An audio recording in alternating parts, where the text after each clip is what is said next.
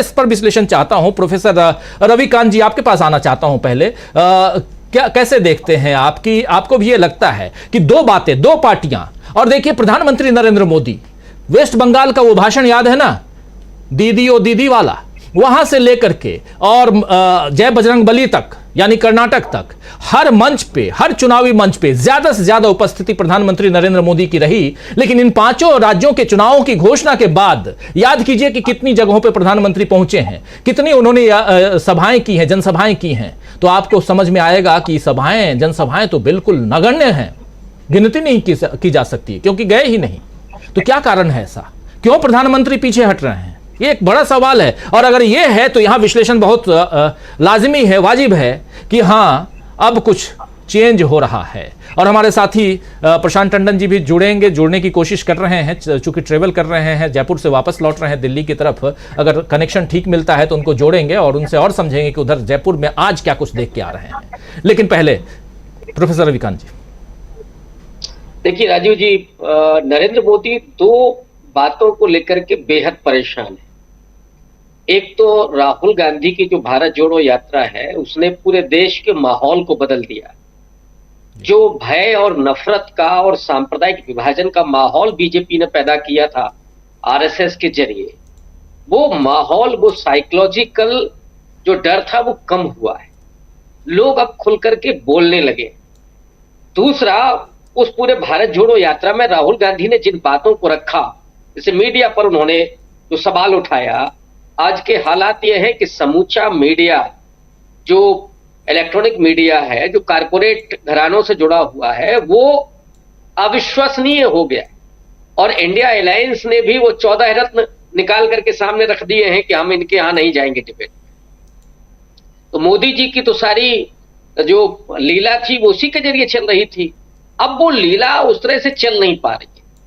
इसके अलावा किसानों के सवाल को, दलितों के उत्पीड़न के सवाल को, महिलाओं के सशक्तिकरण के सवाल को, आदिवासियों के मुद्दे को और ओबीसी के बहुत बड़े इशू को, जिसमें जातीय जनगणना शामिल है और भागीदारी शामिल है, ये जो राहुल गांधी ने उठाए हैं सवाल, किसानों से जुड़े हुए, मजदूरों से, नौजवानों से जुड़े हुए, उनके रोजगार के सवाल, बेरोजगारी के सवाल, इस वजह से पहले ही नरेंद्र मोदी बैकफुट पर थे। और उसके बाद जो उम्मीद उनको नहीं थी वो हो गया, वो है इंडिया अलायंस। समूचा विपक्ष अगर 2-4 पार्टियों को छोड़ दे तो वो एक साथ आ गया और उसमें राहुल गांधी की, मल्लिकार्जुन खड़गे की, नीतीश कुमार की, शरद पवार की, उद्धव ठाकरे की, ममता बनर्जी की, इन सबकी जो जुगलबंदी बनी है, उसने नरेंद्र मोदी के सामने मुश्किलें पैदा कर दी। और बचा था ले दे करके आरएसएस का उनका अपना साथ। तो ऑर्गेनाइजर ने हाथ खड़े कर दिए और कहा कि नरेंद्र मोदी के ब्रांड पर, माने उनकी शक्ल पर, मैं अगर थोड़ा उसको भदेश शब्दों में कहूं, और हिंदुत्व के आइडियोलॉजी पर चुनाव नहीं जीते जा सकते। क्योंकि नरेंद्र मोदी ने कर्नाटक में, हिमाचल में अपनी पूरी इमेज झोंक दी थी। कर्नाटक में तो मुझे जहां तक याद आ रहा है कि उन्होंने 14 या 16 रैलियां की थी और 6 रोड शो किए थे, सारे फ्लॉप साबित हुए और कांग्रेस पार्टी को बड़ी जीत हासिल हुई। ऐसे में नरेंद्र मोदी ने इन 5 चुनाव में, और इसके पहले भी उन्होंने एक स्ट्रेटजी थी, जो विशेष सत्र का आयोजन हुआ उसमें उन्होंने सोचा कि हम बड़ा मुद्दा उठाएं, महिलाओं से जुड़ा हुआ, उसको भी टाई फिक्स कर दिया राहुल गांधी ने, जब उन्होंने कहा कि ये भाई कब होगा, हम तो चाहते हैं कि आज ही ये लागू करिए आप महिलाओं के आरक्षण को, और उसमें ओबीसी महिलाओं को भी भागीदारी मिलनी चाहिए। तो वो गुब्बारा भी जो फुलाया था मोदी जी ने, उसमें भी छेद हो गया। अब बेचारे करते तो करते क्या। मैं तो आपके शो पर कई बार कह चुका हूं कि मुझे मोदी जी पर दया आती है, कई बार तरस आता है कि वो लोलुपता जो है ना, वो उस व्यक्ति से क्या करा रही है। अब ऐसे में न विशेष सत्र का खेल चला, इंडिया अलायंस मजबूत है ही, और ऊपर से 5 राज्यों के विधानसभा चुनाव में जिसमें हार सुनिश्चित दिख रही है, अगर इसके परिणाम इसी तरह से हो गए जो अभी दिख रहा है, तो नरेंद्र मोदी मुंह कहां दिखाएंगे और लोकसभा चुनाव में कैसे जाएंगे। असली सवाल तो यह है, क्योंकि मोदी जी को इससे फर्क नहीं पड़ता कि विधानसभा में मध्य प्रदेश चला जाए कि छत्तीसगढ़ चला जाए, वो लोकसभा में चुनाव जीतना चाहते हैं और इसीलिए अपनी छवि को बचाए रखने के लिए आप देखिएगा कि वहां जेपी नड्डा के फोटो लग रहे होंगे। मतलब जीते तो मोदी जी का फोटो और हारे तो जेपी नड्डा का फोटो। मतलब इतना दयनीय मैंने राष्ट्रीय अध्यक्ष नहीं देखा जो प्रधानमंत्री की अगवानी करता है। और जो लोग परिवारवाद का जुमला छोड़ते थे उनको तो कांग्रेस पार्टी ने दिखा दिया है कि उन्होंने चुन करके मल्लिकार्जुन खड़गे को बनाया, और वो भी कर्नाटक के एक दलित समुदाय से आने वाले बहुत कद्दावर लीडर को। अब उससे परेशान है कि जो दलित आउटरीच का सवाल था वो दलित तो कांग्रेस की तरफ देख रहा है। तो ऐसे में बेचारी करे तो करे क्या। इसलिए मैंने कहा ना कि तरस आता है मुझे। अब अपना जो मुखड़ा है उसको बचा रहे कि कैसे भी वो थोड़ा चलता रहे। तो लोकसभा में जो संभावित पराजय है उससे व्याकुल और बेचैन होकर के नरेंद्र मोदी विधानसभा चुनाव में नहीं जा रहे। वो लोगों को दरकती हुई छवि को नहीं दिखाना चाहते कि कल को जब रिजल्ट आए तो उसमें नरेंद्र मोदी का फोटो हो। मोदी मीडिया को तो वो संभाल लेंगे, लेकिन बाकी और जगह क्या मुंह दिखाएंगे। इसलिए उस स्ट्रेटजी के तहत वो ये काम कर रहे हैं। लेकिन मुझे लगता है कि जनता अब नहीं देखना चाहती।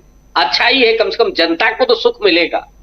जो नफरत और जो भय का माहौल मोदी जी पैदा करते थे उससे तो लोगों को थोड़ा मुक्ति मिलेगी, थोड़ा चैन मिलेगा कि अब कम से कम राहुल गांधी और प्रियंका गांधी की सभाओं में जो भीड़ उमड़ रही है उसको आप देखिए, क्योंकि वहां नफरत नहीं है, वहां विकास के एजेंडे पर चुनाव में जीतने की बात हो रही है।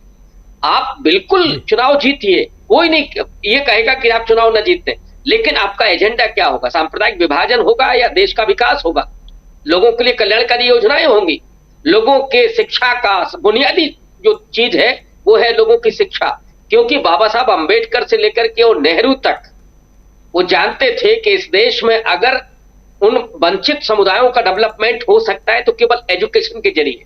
तो चाहे दलित हो, आदिवासी हो, महिलाएं हो, बैकवर्ड हो या गरीब पसमानदा हो, उसे एजुकेशन चाहिए, उसे हेल्थ सर्विस चाहिए।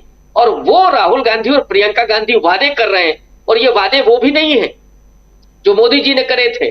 15 लाख देने का वादा, 2 करोड़ रोजगार देने का वादा, और किसानों को 2 गुनी हो जाएगी आमदनी, वहां तो सब ठन को पाल निकला। तो इस वजह से वो मुंह दिखाने की स्थिति में नहीं है, मुझे तो जो लगता है, और वो इसीलिए चुनाव मैदान में नहीं जा रहे हैं। इसे हम अग्रिम हार के रूप में देखते हैं कि मोदी जी ने वो हार स्वीकार कर ली है। अच्छा हो कि मोदी जी अब कम से कम जो 2-4 महीने बचे हैं उसमें कुछ काम कर लें। अभी तक तो उन्होंने काम धाम किया नहीं है, वो उल्टी फाइल दिखाते थे। अब उल्टी फाइल दिखाने की जरूरत नहीं पड़ेगी, कुछ वास्तव में जो काम हो उनको कर लें, और जिससे लोग भी याद करें कि हाँ मोदी जी जाते जाते तो कुछ कर गए थे। वरना इतिहास में वो पूरी काली, जो जिसको कहते हैं खाली पेज होगा कि लिखा क्या जाएगा मोदी जी के बारे में। सिर्फ यही कि उन्होंने सांप्रदायिकता फैलाई थी, उन्होंने लोगों को विभाजित किया था, यही लिखा जाएगा, या 2-4 अच्छे काम भी। मैं तो कहता हूं कि उनको सद्बुद्धि मिले तो वो कुछ अच्छा काम करके जाए और जो उनका मुखड़ा है वो बचा रहे। जी बिल्कुल, हमारे साथ जुड़ गए हैं प्रेम कुमार जी। प्रेम कुमार जी, आपका स्वागत करता हूं और सीधा जरा प्रशांत टंडन जी के पास